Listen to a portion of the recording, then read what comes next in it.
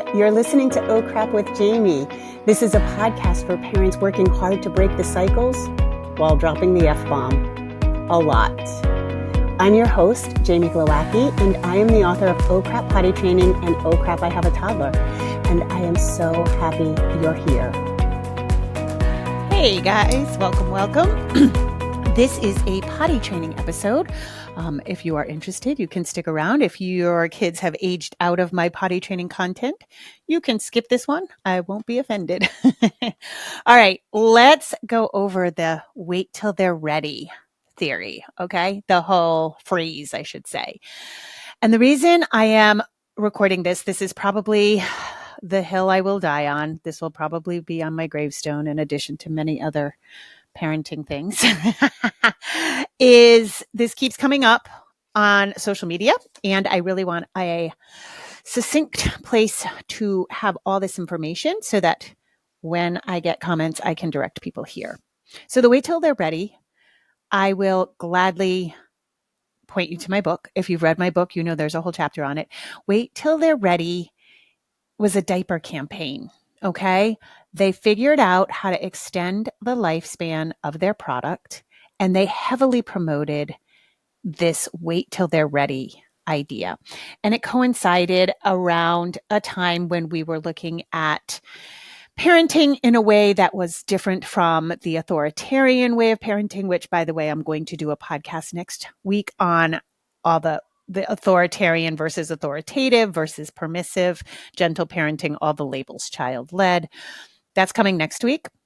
But for today, I want to talk about wait till they're ready. So anyway, they came out with that right around the time when everybody was starting to use these terms of respectful parenting, child-led, these kinds of phrases, right? And what those phrases ultimately meant was that we weren't doing this like old school control, fear, punishment, shame, yelling, spanking, corporal punishment. So we started to adopt these other kind of styles of parenting. And Pampers, notably, Pampers and Huggies, came out swinging. They were like, yeah, let's do it. Let's encourage child-led. Let's encourage wait till they're ready. And they knew this would extend the lifespan of their product. They literally did, quote unquote, research that came to this conclusion. So whenever you find research by the company that's making money off the research being in their favor, it's something to be suspicious of. Pampers is a $9 billion a year industry. Okay. And I had done a post on Instagram about this graphic, and people came at me and they were like, yeah, but you're selling a book.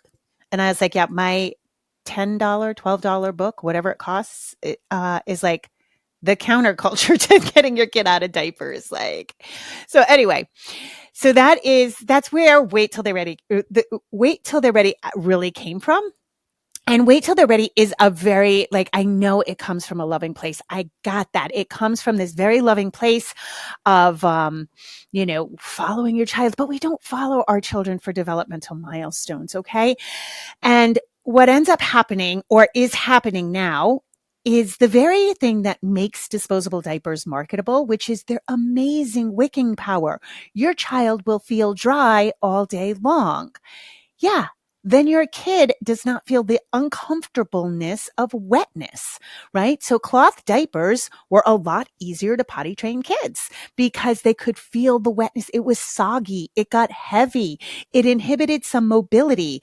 And I know, when I've talked about this on social media, people will come back and say, oh, stop that. That's the myth. Like a lot of people don't want to cloth diaper now. I know there's very fancy cloth diaper systems now, but the reality is, even as Pascal's lifetime, my son, he had big cotton cloth diapers and a wool soaker. His booty was a good 3 inches. It didn't impede his walking or anything like that, but he couldn't climb on things the way he wanted to. He was like, yeah, get this thing off of me. So the thing that makes disposable diapers so enticing, they'll feel dry, it's a key point to their marketing, is the very reason it makes it harder to get kids out of it. They're also so slim, there's no inconvenience to them whatsoever. So the child is not even motivated to do this on their own.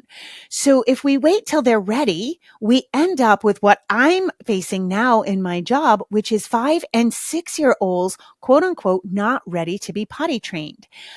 I need to be really clear about this, and I'm going to just say it like it is. I don't give a rat's ass when you potty train. It affects my life in no way, shape, or form. If you feel good about having a 5-year-old who's neurotypical, average development in diapers and learning sight words and learning how to read, you feel good about them being in their own pee and poop because you're waiting till they're ready, that's on you. I do not care. I do not think it's a flex. I don't think child-led in this case is good for them. I don't think it's respectful of the child, but I don't care. And somehow I've gotten the moniker or the idea that I am an early potty trainer and that I force kids to be potty trained. No, I've watched this change before my very eyes in the time that my book has been published. That's how fast this has moved. So in my first edition of Oh Crap Potty Training, so if you have the blue cover, this is what I'm talking about. I go pretty hardcore if your kid was 3, because at the time, waiting till 3 was like, you're really pushing it. Now, it's really common for people to come onto my page and say, I let my kid potty train themselves at 4.5. 4.5. So there's wait till they're ready, meaning wait till they're capable, but then there's you've gone too far. But I also want to specifically talk today about pediatricians telling you, don't worry about it, don't push it, wait till they're ready. And this is particular to kids who are withholding poop. Now, withholding pee happens, and that tends to be a little more dramatic because a kid has a lot more opportunities to pee. That kind of shows itself right away. I do have my peeing solutions course. It's a simple fix. It's not always easy. So I always recommend if you can get a consult, that's better, just to give you the emotional support. But, that's kind of an easy fix. Poop withholding is like crazy, and pediatricians do not understand it. I have not met one pediatrician yet who fully understands it. They will tell you to dose on Miralax. I get kids who have been on so much Miralax that their anuses are shredded. It's wild.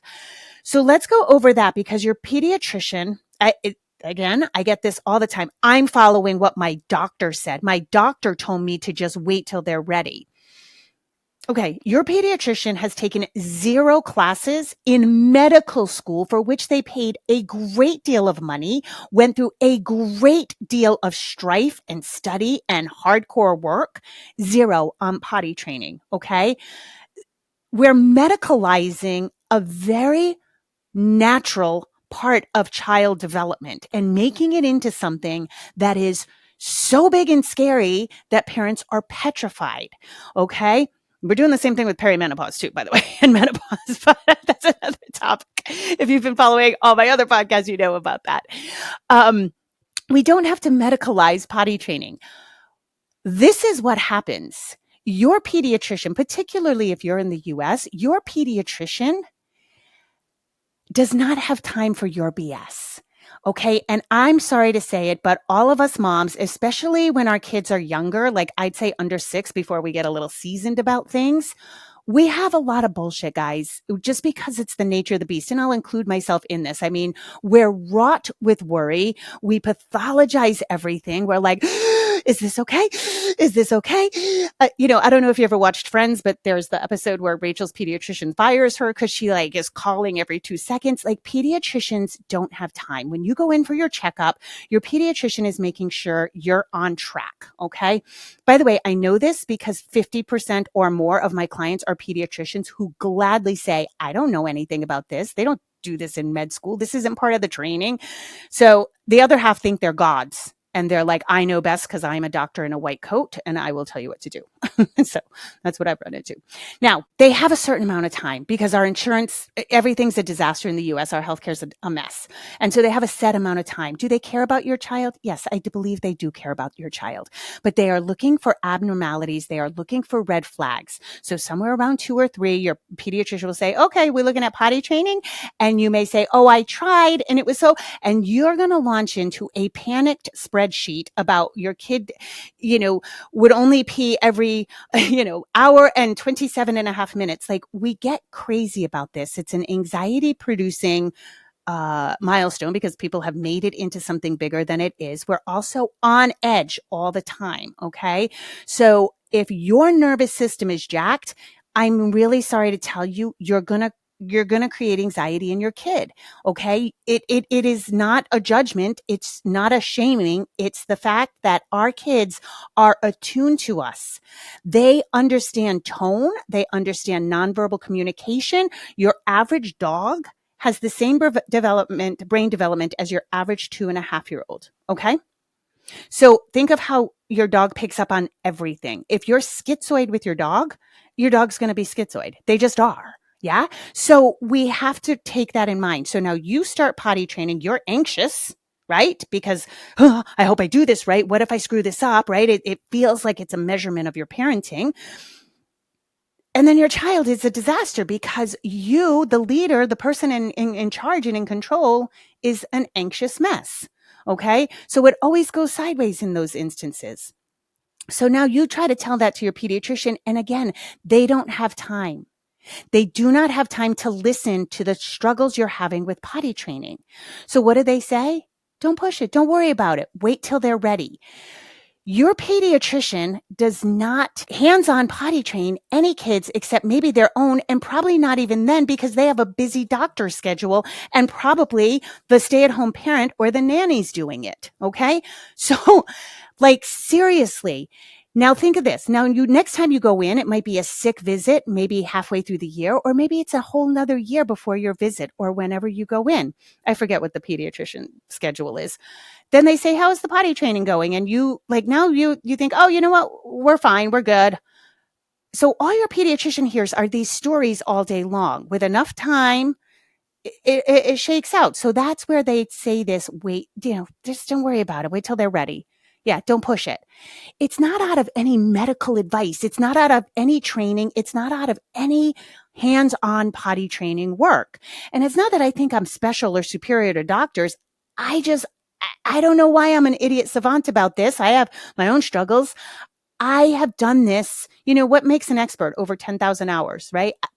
I've put in like 30,000 hours at this point. Like I've just done it with so many people. So the wait till they're ready, you run into trouble. And if you think like relying on your doctor who just brushes off your concerns, which in a large part, I can't blame your doctor because sometimes, like I said, we're over the top as moms and they don't have time. They don't have time for the minutia, right? Just like they might say, hey, are they dressing themselves? And you're like, well, sometimes they get their sock caught on their toe. They don't care. They want to know if it's on your radar. And when I say they don't care, it's not that they don't care about the well-being of your child.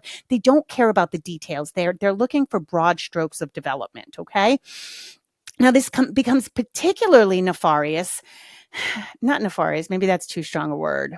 It becomes particularly bad when they tell you, don't worry about withholding, that it will shake out in the wash. Like, don't worry about it. Don't push it. Just use a diaper.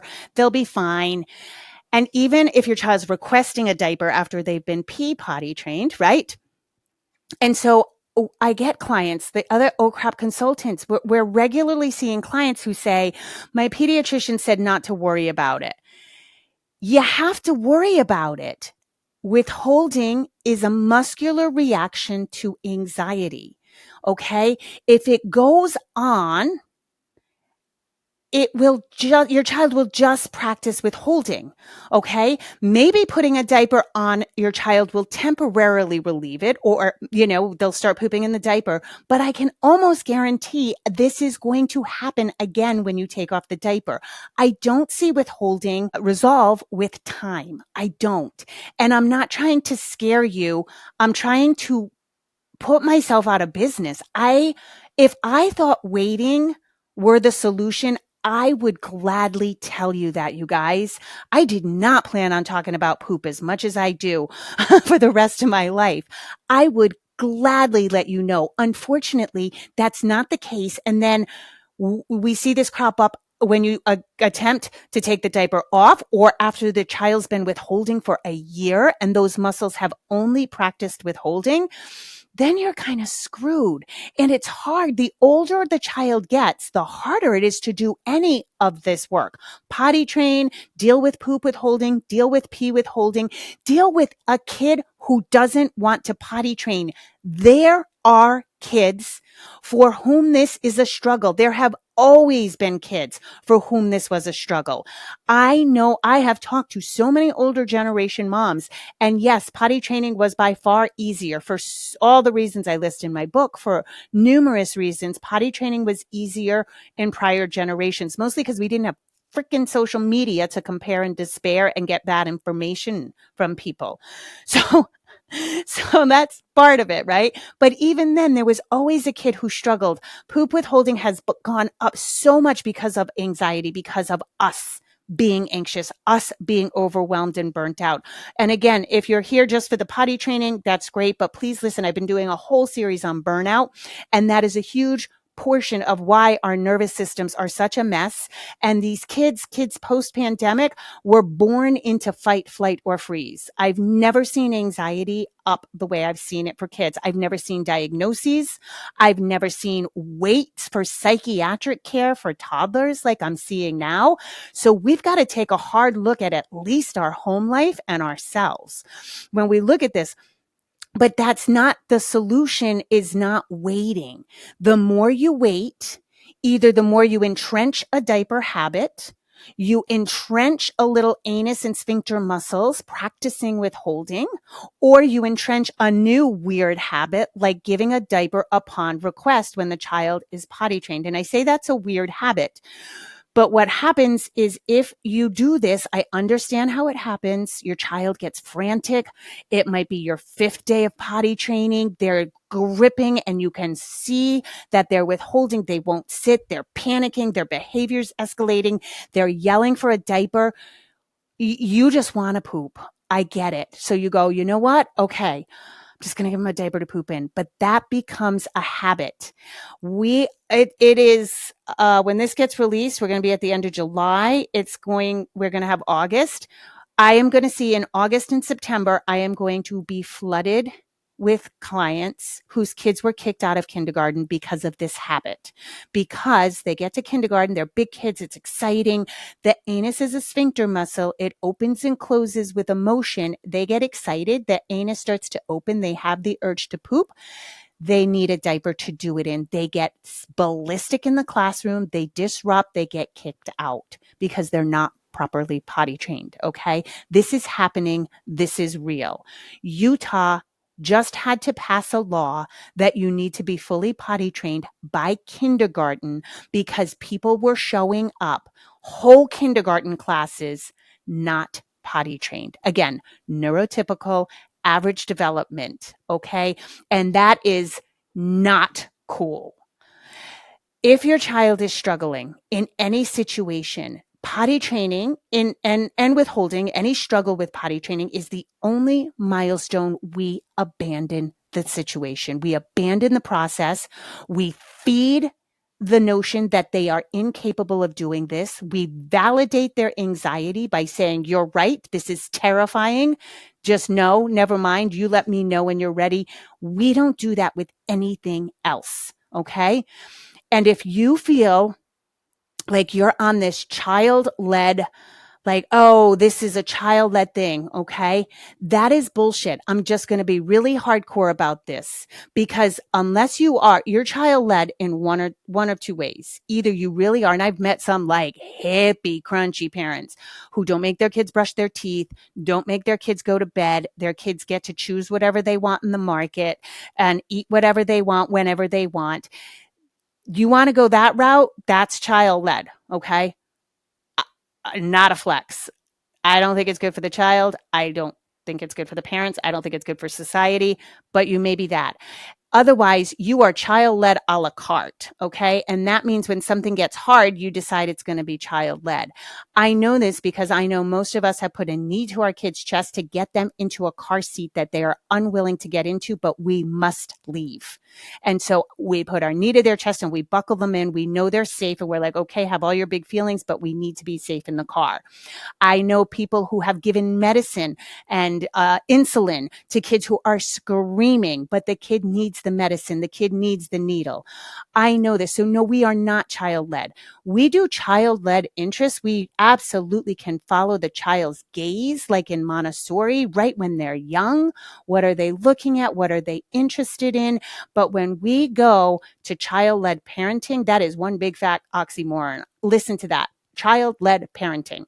No, no, no, no, no. We don't let the 3-year-old lead anything. They don't have a prefrontal cortex. They don't have executive functioning. They have no impulse control. Nothing's online. They've been on the planet 1,200 days. Like, come on, guys. Okay. So just check yourself. You're not being child-led. You are not willing to do the hard work. And I'm here to advocate. I'm on your side. Okay. I want you to do the hard work because some kids are just going to struggle, and trying to potty train a 5 or a 6-year-old who is struggling, who is resistant, is hard. These kids are bigger. They have more skills. They have more manipulative techniques. They have more language to be angry with you and to really twist your soul. It's not fun. Okay. You can do hard things. I know you can. And the idea that a kid who struggles somehow isn't ready is not true. Okay. If you get to kindergarten and your kid struggles to read, you get help. You read more books. You seek out a tutor or somebody who knows how to do this better than you, right? Because you don't say, oh, just leave kindergarten. No, no, no. I'm sorry, kindergarten teacher. He's not going to read. We're waiting till he's ready to read. So he's not going to be turning in any of his work. Okay. Yeah, we don't do that, right? Every kid is nervous to ride their bike without the training wheels on. And what do? We boost them up. We calm them down. We don't abandon things because a kid struggles. If your child struggles to walk, we don't put them back in the crib and be like, yeah, not ready yet. No, we buy walking toys. We hold their little hands. We help them. If something looks like something's wrong with their legs, we get help. Okay. But when we when we abandon a process, we are just telling a child that they're not capable. We're telling them that they're right to resist, to be scared. And I'm going to say the hard things this episode. If potty training didn't go well for you the first time around, you've got to check in on your own anxiety. You've got to check in on, did you do a 3-day method where you were pressurized? Were you super nervous? Did you post on social media and feel like you needed to follow through? Are you an anxious person? Have some CBD, take your anxiety meds.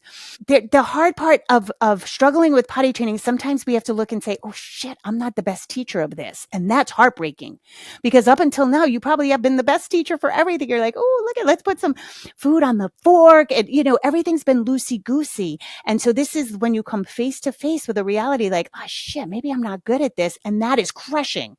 And you know what we'll do to avoid any sort of shame like that? Abandon. Okay. And that's what I see time and time again. So if your child is struggling and your pediatrician says, don't worry about it. It's okay to worry about it. You don't have to get yourself all anxiety ridden into pieces, but reach out for help. There is help. And reach out if you know you're anxious. Get help right from the get-go. And I love that. I have a lot of clients hire me for that. They're like, you know what? I'm a disaster. I definitely need somebody to keep me in check. I need a high level of support, and it's good. That's okay. You can do that. But what you can't do is live in this la la la la la la this la la land of like every kid, if given enough time, is going to magically do this. Every poop withholder, if given enough time, is going to just magically open their anus after it's been clenched shut for 2 years. It's not the case. And if it worked out for you, hooray, I'm so glad for you. If it worked out for your neighbor, hooray, I'm glad for you. If you think it's okay to wait till 5, okay, again, does not affect me at all. What affects me is now when you come to me crying because your kid can't get into camp, your kid's being ostracized, nobody wants to play with your kid because they just pooped their own pants. These kids are going to have memory of that, you guys. So I'm sorry if I sound I really am on a soapbox about this because I'm seeing the disastrous results. So everybody else might tell you how great it is they're child led. And I've just started shutting people down on my page because I don't care. I don't care what you do with your kid. But don't come to me crying and don't tell other people to do that because these moms are coming to me devastated. I believed everybody. My best friend said, just wait, they'll do it when they're ready. It's wild.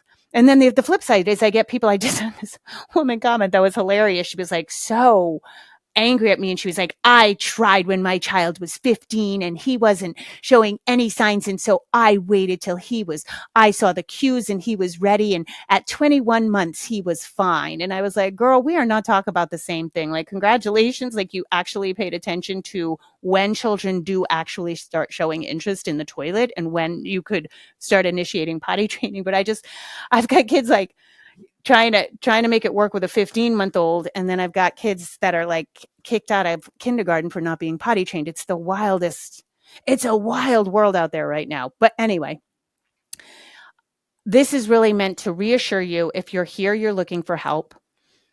And if you've been told by anybody to not worry about it, it's true. I don't want you to worry about it. I do want you to get help, okay? But what I don't want you to do is just forget about it and land in a mess later on, okay? I hope that all makes sense to you guys. And I'm softening my tone on purpose because I feel like I was just very in your face, even though it's a podcast. But it's heartbreaking to me. It's heartbreaking what's happening. It's heartbreaking for the parents and it's heartbreaking for the kids. And it's a cultural norm that has gotten completely out of control. And I can, like I said, when I wrote the first version of Oh Crap, it was bizarre to wait till past 3. Like, that was crazy talk. And now regularly, 4.5 seems to be the age of potty training. And it's disrespectful for your child. They're learning so much. They're capable of this. Just because they're resistant, just because they're struggling, there's always an in. There is always an in. We work with the kids' strengths, not their weaknesses. And sometimes you just get a little lost. Okay. Thank you for listening. As always, I appreciate you guys so much. Don't forget, I have so many resources. I do a shit ton of reels on Instagram. I do, I have a YouTube channel. I have the Oh Crap Potty Training podcast that was merged with this one. So you can go back to that podcast. It's a whole nother podcast with a lot of potty training episodes. There's a potty training Q&A. And if you have poop withholding problems, please, please, please, I have the solution. I'm not even, what do I want to say? I'm the only, I don't know why, and I'm not saying this to be superior. I seem to be the only person who has the solution. More and more doctors are adopting my protocol in a couple of children's hospitals, but pediatricians do not know. Pediatric gastroenterologists don't know. And if your doctor is only recommending Miralax for withholding, please get my pooping solutions course. I have a pee and poop withholding courses, and I also have a group, an online membership where you can get daily support from me and my colleague, and that's that's an option too. But get the help, okay? You can work through it, and you want to work through this as soon as possible and as young as possible before they get physically bigger, before they get wiser, before they have sneaky tactics that they can employ, okay? Because it's really hard. It's really hard to work on these things after a certain age. All right, you guys, I appreciate you. As always, rock on and have a beautiful day. Okay, bye, everyone. Just a reminder, if you need additional resources, I have Oh Crap Potty Training. I have Oh Crap, I Have a Toddler. Those books are available everywhere you want to find a book. You can also go to my website, jamieglowacki.com, where you can book private sessions with me, buy any of my courses. Those are really geared towards potty training help. And also, I'm on Instagram. I'm not on Facebook anymore, and I'm not on Twitter. I'm on Instagram, jamie.glowacki, and I do a lot of lives and usually posting a lot of good information. So those are extra resources for you. And as always, rock on. Have an awesome day.